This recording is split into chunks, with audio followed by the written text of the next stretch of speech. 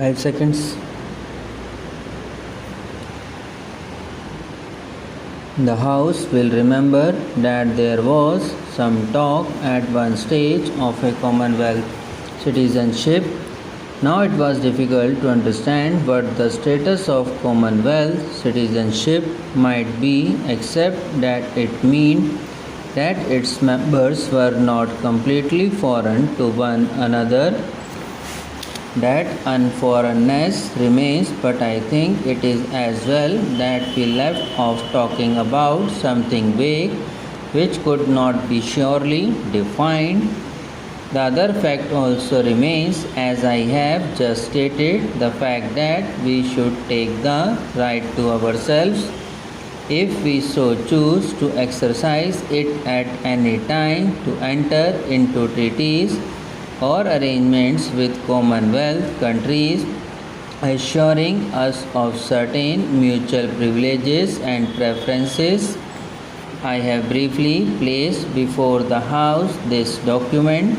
It is a simple document, and yet the House is fully aware that it is a highly important document, or rather, what it contains is of great and historic significance.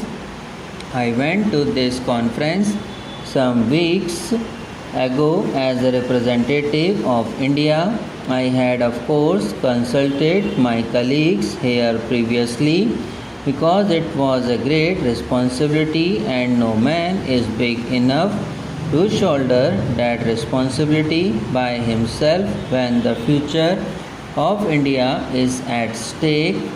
For many months past, we had often consulted one another, consulted great and representative organizations, consulted many members of this House.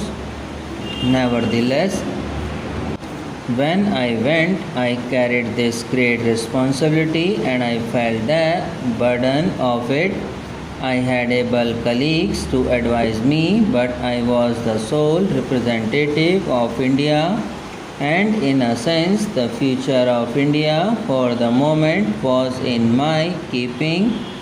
I was alone in that sense, and yet not quite alone, because as I travelled through the air, and as I was there at the conference table, the ghost of many yesterdays of my life surrounded me and brought up picture after picture before me, saints and guardians keeping watch over me, telling me perhaps not to trip, not to forget them.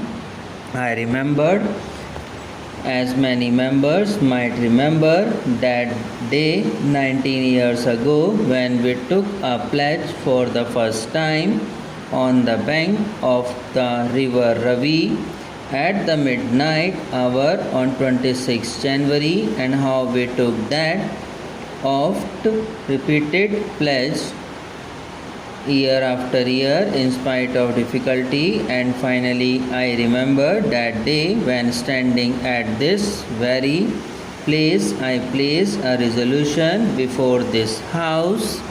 Let us not be led away by considering the situation in terms of events which are no longer here. You will see that the resolution of the Congress and that I have read out says that because India becomes a republic, the association of India with the Commonwealth must of course change.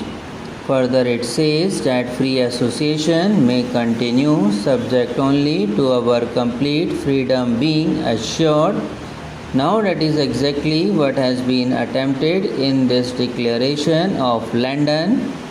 I ask you or any honorable members to point out in what way the freedom, the independence of India has been limited in the slightest. I do not think it has been. In fact, the greatest stress has been laid not only on the independence of India, but on the independence of each individual nation in the Commonwealth. I am often asked how we can join a Commonwealth in which there is racial discrimination, in which there are other things happening to which we object?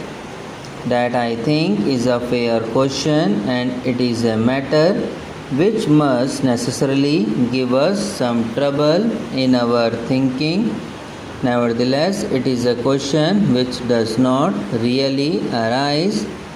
That is to say, when we have entered into an alliance with a nation or a group of nations, it does not mean that we accept their policies, and it does not mean that we commit ourselves in any way to something that they may do.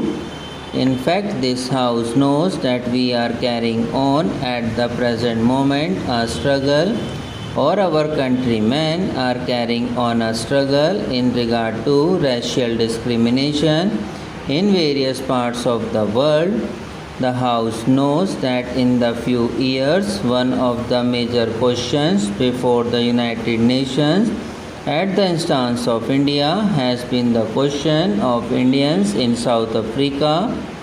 May I, if the House will permit me for a moment, refer to an event which took place yesterday, that is the passing of the resolution at the General Assembly of the United Nations, and express my appreciation and my government's appreciation of the way our delegation has functioned in this matter, and our appreciation of all those nations of the United Nations, almost all, in fact, all barring South Africa, which finally supported the attitude of India, one of the pillars of our foreign policy, repeatedly stated as to fight against racial discrimination, to fight for the freedom of separate nationalities.